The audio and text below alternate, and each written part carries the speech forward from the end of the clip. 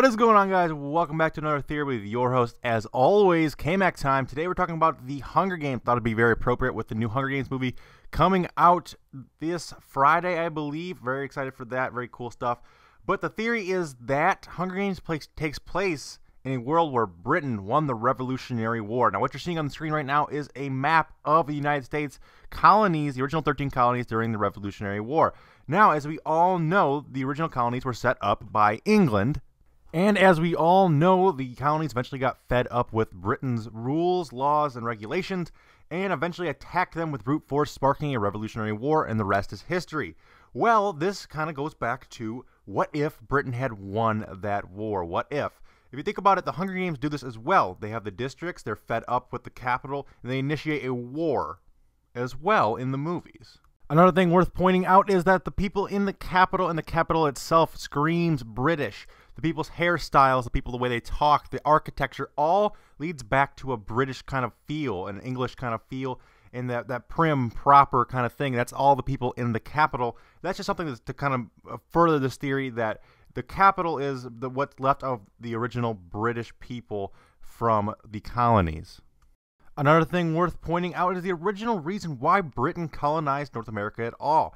This is the belief of mercantilism. Now, what this is that it means that the thought behind it is that the more economic properties you have, the more money you can make, the stronger your country will be. And if you think about it, they were bleeding the colonies dry. There were 13 colonies and they were bleeding them dry. Well, what does that remind you of? Exactly, it reminds you of Hunger Games. The capital is milking the other 12 districts. They're out there working, they're busting their ass, and they're doing all of this just so the capital can get all of the spoils. It's mercantilism in action. It's exactly what it is, and that's exactly what it refers to in terms of the British did the same thing to the 13 colonies. Now imagine it in a world where Britain had won the Revolutionary War. What would they have done? What exactly would have happened? Well, if you think about it in terms of repercussions for the rebels, what would they do? First off, they would probably kill all the founding fathers. They would probably shred the Declaration of Independence. They would burn everything to the ground. But then they would want to instill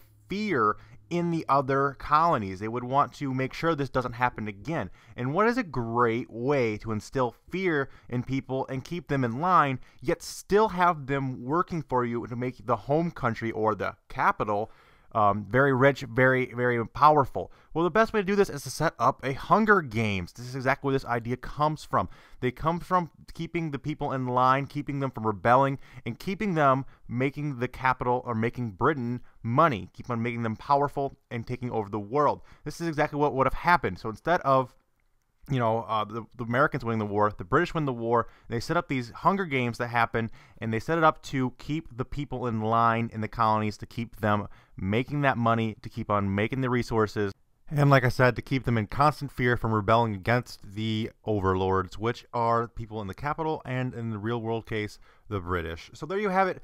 What if the British had won the Revolutionary War and turned into the Hunger Games? Very cool theory, guys. I hope you guys enjoyed it. I hope it wasn't too terribly confusing. I know it might have been a little bit confusing out there. I probably worded some things wrong. But if I messed anything up, or you guys have anything else to add to this, feel free to leave a comment. I would love to hear you guys' thoughts on this. As always, guys, thank you guys so much for watching. If you guys could hit that like button, it'd be very much appreciated. If we get to 500 likes on this video, I'll drop out next week's theory a day early. And as always, we have a keyword you guys can drop in the comment section to let me know that you guys made it all the way through the end of the video and are indeed some cool people. Today's word is Katniss. So go ahead and drop Katniss in the comment section. I know you guys made it all the way to the end of the video, guys. That is all we have time for, guys. So thank you guys for watching again. Make sure you guys subscribe for more theories. And as always, guys, have a great day. I'll see you guys in the next video. And remember, that's always K-Mac time somewhere. Until next time, guys, take it easy and peace out.